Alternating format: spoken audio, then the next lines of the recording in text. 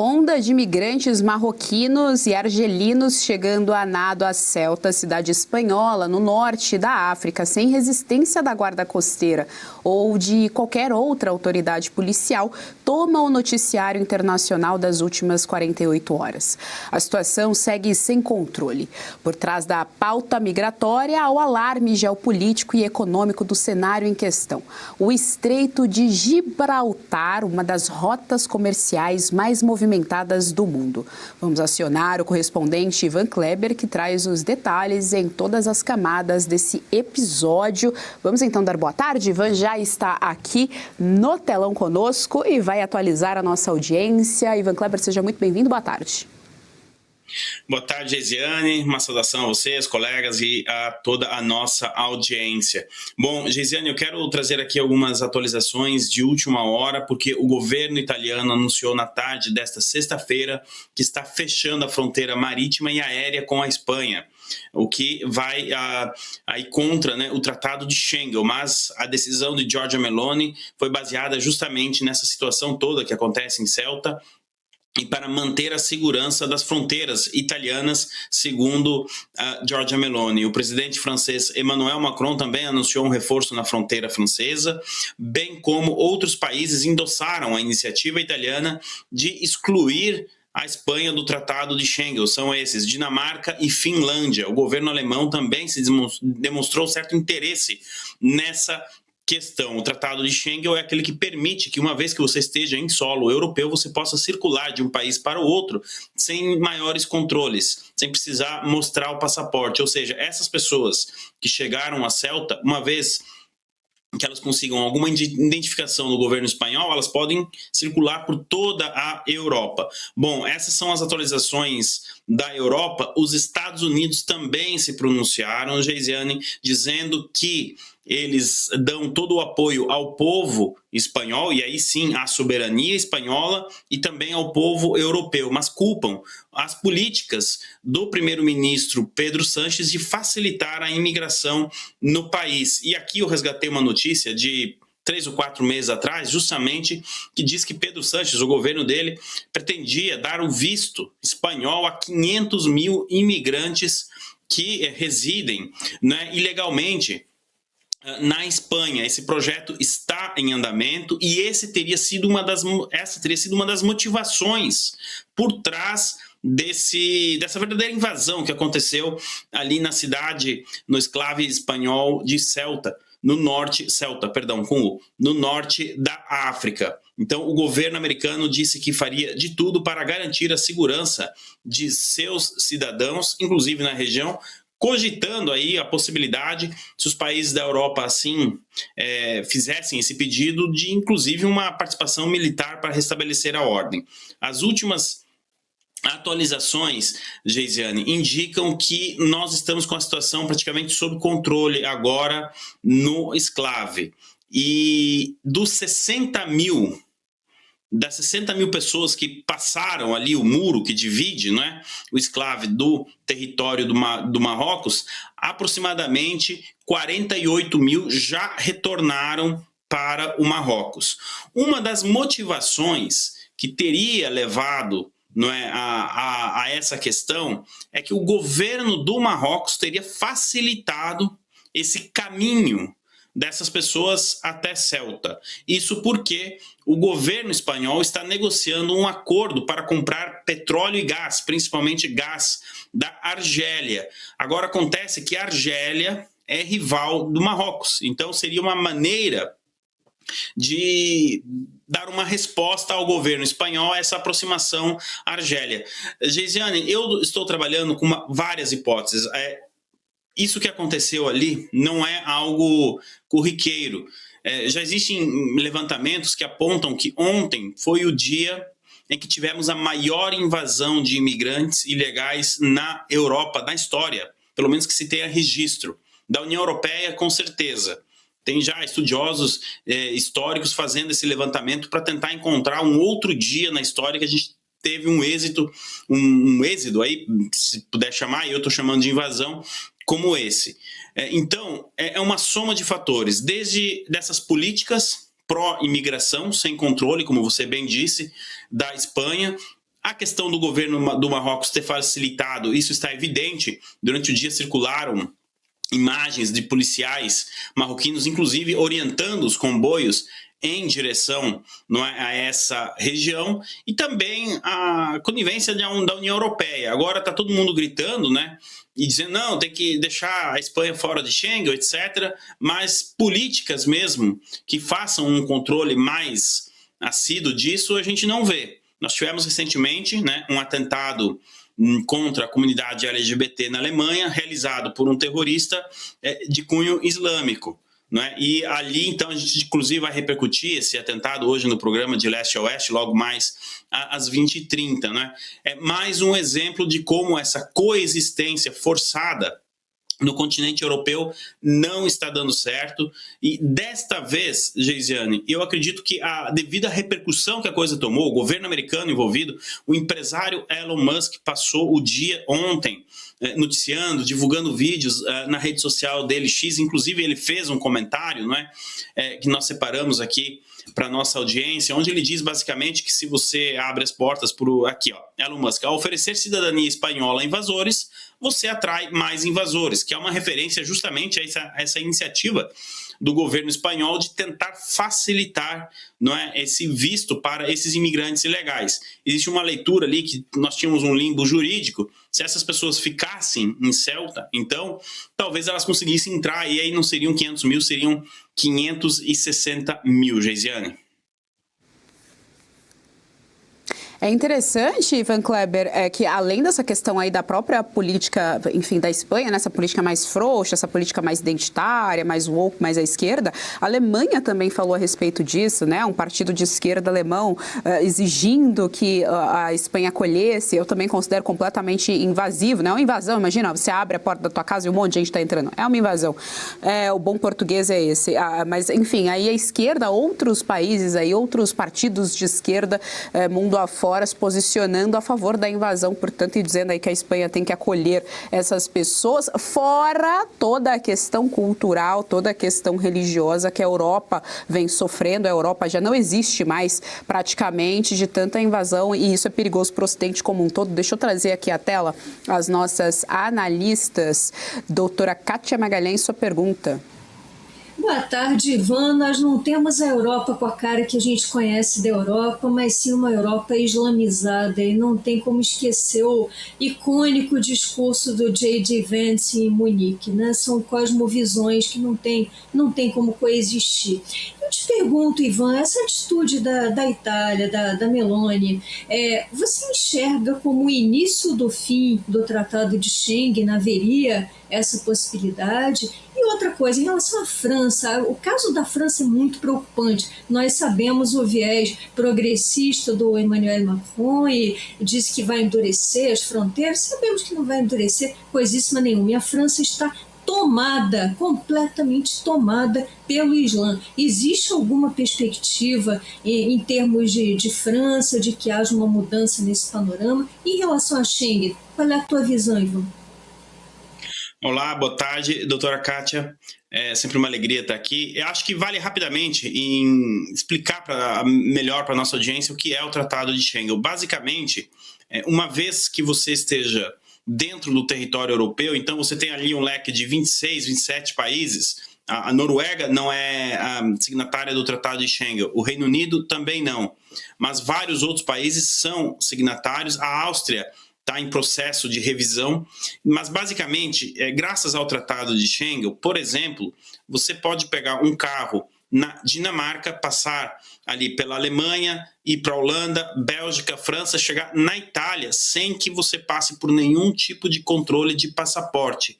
Ou seja, é essa movimentação dentro da Europa basicamente livre, sem maiores controles. Se você faz isso no aeroporto, ali até tem um controle de passaporte e tal, mas de fronteira terrestre, né, a gente não tem esse controle. E por que a doutora Kátia fala do Schengen? Porque Schengen é basicamente um dos alicerces que mantém a União Europeia de pé. E sim, doutora Kátia, agora respondendo a sua pergunta, Schengen já vinha sendo discutida anteriormente a tudo isso que aconteceu. A Itália é um dos países que são favoráveis. A visão do governo atual da Giorgia Meloni é favorável a rever o Tratado de Schengen e restabelecer ali, né, aquilo que nós conhecemos como postos de fronteira, para você mostrar seu passaporte, se identificar, né, quem está entrando, quem está saindo. E com isso que está acontecendo agora, eu acho que o debate vai voltar à tona com força e o tratado, sim, corre o sério risco. Outros países também estão indo na linha da Itália, como eu já citei aqui, a Áustria, a Dinamarca, a própria Polônia, Finlândia, a Suécia. Então a gente tem uma lista de países aí que não está contente com essa situação. Então, ao regularizar 500 mil imigrantes ilegais, a Espanha ela tem essa responsabilidade com a União Europeia, porque depois, tudo bem, é um documento válido na Espanha, mas sabe, ali vai entrar num limbo jurídico e sempre vai ter um juiz em algum lugar de alguma Suprema Corte que vai dizer não, eles têm o direito, porque como eles conseguiram o direito de residência em um país europeu, logo eles podem se beneficiar do Tratado de Schengen, aí vai estar valendo tudo. Então eu acredito que sim, o tratado tem grandes chances de ser revisto e corre o sério risco aí de ser extinto, e nós teríamos aí nesse caso o restabelecimento dos controles de fronteira, país por país. Eu sei, pouca gente imaginava que fosse assim, mas eu mesmo posso dizer por experiência, já viajei da Holanda para a França, passando pela Bélgica, de trem, e ninguém me pediu nenhum passaporte, e isso por causa do Tratado de Schengen. Geisiane, devolvo para você. É importante também a gente trazer para a nossa audiência aqui algumas informações. A Embaixada Americana em Madrid, lá na Espanha, emitiu um alerta de segurança e disse que a chegada de milhares de imigrantes de Marrocos a Ceuta e centenas a Melilla nas últimas 24 horas pode levar a situações imprevisíveis e perigosas. Então é o comunicado aí, o alerta de segurança dessa Embaixada Americana lá em Madrid. Nós também temos o Departamento de Estado americano falando a respeito dessa situação, está na tela aqui para nossa audiência, diz o seguinte: os Estados Unidos estão ao lado do povo da Espanha e de todos os europeus contra essa grave violação de sua soberania e direitos humanos. Ainda chama esse incidente de inaceitável e finaliza dizendo que estão considerando ações para defender os americanos em casa e também no exterior contra essa ameaça. É o comunicado do Departamento de Estado americano para nossa audiência. Deixa eu trazer, eu gostei que foi no ponto, né, essa questão da soberania, já que a soberania está tão em alta aqui na América Latina, também nos Estados Unidos, foi no ponto aí a resposta do Departamento de Estado americano. Deixa eu trazer novamente aqui as nossas analistas. Berenice Leite, sua pergunta para o nosso querido Lord Ivan Kleber. Oi, Ivan. Boa tarde, sempre muito bom, prazer poder falar com você. E olha, eu estava aqui ouvindo, né, tanto você quanto a doutora Cátia e a Geise, imaginando, sempre por trás de um conflito como esse, existem países que atuam nos bastidores, né, inclusive para criar uma espécie de caos. A Giorgia Meloni não é a primeira vez que ela enfrenta, né, é um desafio, inclusive, enquanto primeira-ministra, essa questão da imigração. Por isso que ela tem essa postura dura, porque tem que ter, né? Porque senão o negócio desanda.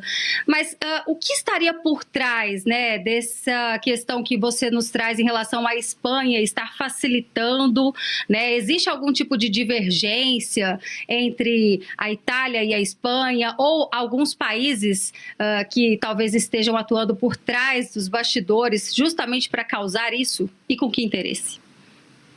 Olá, Berenice. Você é acostumada a trabalhar em Brasília, você sabe que tudo é decidido no cafezinho e nos bastidores, né? E aí por isso que você está me perguntando. Só que você foi na mosca na sua pergunta aqui, porque realmente é uma guerra enorme de bastidores que acontece, principalmente entre a Itália e a Espanha, Berenice, porque a rota da imigração, aquela rota que nós conhecemos ali em 2015 principalmente, ela saía da Líbia e chegava justamente na Itália. Quem interrompeu essa rota foi a Giorgia Meloni. Ela conseguiu diminuir esse fluxo ali no Mediterrâneo. Nós tivemos embates entre autoridades italianas e forças de esquerda enormes. Pouca gente sabe, mas aquele ator, o Richard Gere, ele chegou a subir num barco onde tínhamos imigrantes tentando chegar na Itália, e o então ministro do interior à época, Matteo Salvini, deu ordem para todo mundo descer do barco e devolver todo mundo para a África. O Richard Gere processou o Matteo Salvini E esse processo levou anos e, bem no fim, o Matteo Salvini foi absolvido. Com a Giorgia Meloni do poder, então, a rota virou justamente foi ali para a Espanha, né? Devido até a proximidade. Tá aí, ó, nossa direção é fantástica. Tá aí, esse é o Richard Gere, dentro de um desses barcos que fazia ali essa rota da Líbia em direção à Itália. E o Matteo Salvini falou, não, vocês não vão desembarcar na Itália. Eles ficaram não sei quantos dias em alto mar, e bem no fim o Matteo Salvini ganhou aquela queda de braço e o Richard Gere foi processar o Salvini. Bom, então a rota agora é na Espanha. Então a gente tem um embate ideológico. Hoje também começou a circular nas redes sociais uma foto do primeiro-ministro espanhol Pedro Sánchez com o filho do Jorge Soros, o Alexander Soros, né? E por que essa foto viralizou? Essa foto foi daquele evento que o Lula, inclusive, participou lá em Barcelona, se não me engano foi no final de abril, né? Onde estava toda a esquerda mundial, basicamente, junto com o Alexander Soros. E por que isso? Porque a família Soros sempre patrocinou, através de ONGs, através de organizações, esse fluxo de migração do norte da África, do Oriente Médio, em direção à Europa. Então, quando começou essa crise ontem, muita gente imaginava que talvez o Soros pudesse estar por trás dessa questão toda para desestabilizar uma Europa que, nesse momento, vem dando uma guinada à direita. Tá aí a nossa direção, obviamente, que achou o Pedro Sánchez, o Alexander Soros de óculos, né, filho do George Soros, e o Alexander já assumiu, né, os negócios do pai, e ele que comanda, então, a Open Society, que significa, em português, sociedade aberta. Então, até fazendo aí uma analogia com o Tratado de Schengen, né? E essa questão dessa fusão multicultural que a gente está vendo que não está dando certo na Europa. Então, nos bastidores, Berenice, muita gente imagina que tem, sim, o dedo aí da família Soros. A gente pode ter também uma ação coordenada, inclusive, da Rússia com o Irã. O nome da China circulou também, tudo isso com o intuito de provocar, né, uma desestabilização dentro do continente europeu. Eu, Ivan Kleber, trabalho com a seguinte linha, que não foi apenas um evento, não foi apenas um ator que fez com que nós chegássemos a essa situação. É uma cadeia de eventos, a gente vem falando lá no programa de Leste a Oeste, quem acompanha pode deixar aí no chat, basicamente toda sexta-feira a gente está trazendo essa questão, são vários eventos que levam ao dia de ontem. Aí, ontem, foi o governo do Marrocos? Foi o Jorge Soros? Tudo bem, a gente pode discutir, mas você não chega nessa situação apenas com um movimento simples e isolado. Isso aí é uma soma de fatores e a Europa tem esse problema e precisa começar a levar isso seriamente o quanto antes. Geisiane, devolvo para você. Tem uma participação interessante aqui no nosso chat sobre esse ator aí, sobre o Richard Gere. Fala que ele tá igual os defensores do MST, né? Que defende que pode invadir, mas não leva ninguém para a própria casa, né? Certamente tem grandes mansões aí o Richard Gere. Então fica o convite aí para ele, se algum dia ele assistir o Jornal da Oeste segunda edição, pode levar todo mundo para casa dele, que eu garanto que todo mundo vai adorar, inclusive nós.